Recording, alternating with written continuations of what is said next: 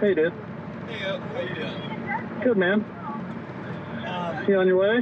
yeah. So I'm just now leaving Iowa City. Okay.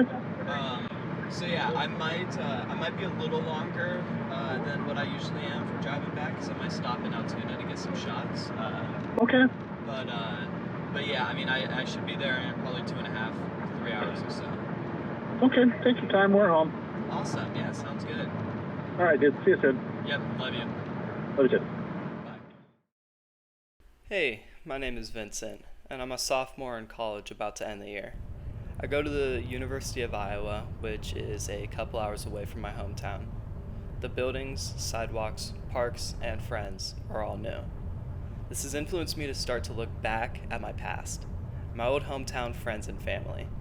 I've been analyzing many of my feelings from my youth. I dream of past memories when I would be hanging out with an old best friend, or I would think back to times with my family, like when me and my grandpa would both be working out in the garden together, picking fruits and vegetables, and eating our earnings after a hard day's work. These memories I would dream and think of are usually good memories, but what is the purpose of them besides for reminiscing? I am a very visual and sentimental person, as I am usually bad at remembering the past. Heck, I probably remember a dozen things that happened to me before I started my freshman year of high school. These are memories that stain my thoughts as I fall asleep and linger as I wake up.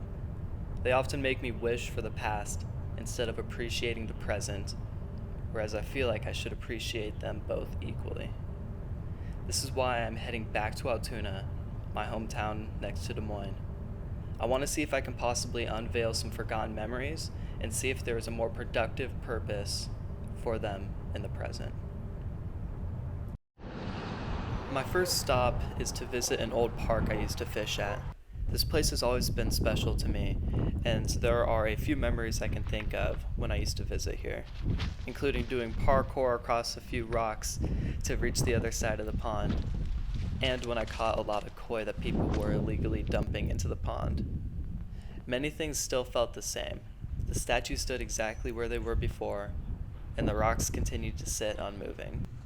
But other things were different, as the pond is now much more developed and is better cared for. I became fixated on these changes that occurred here, and stayed around for longer than expected to see any other changes made in the park. Well, before I got distracted.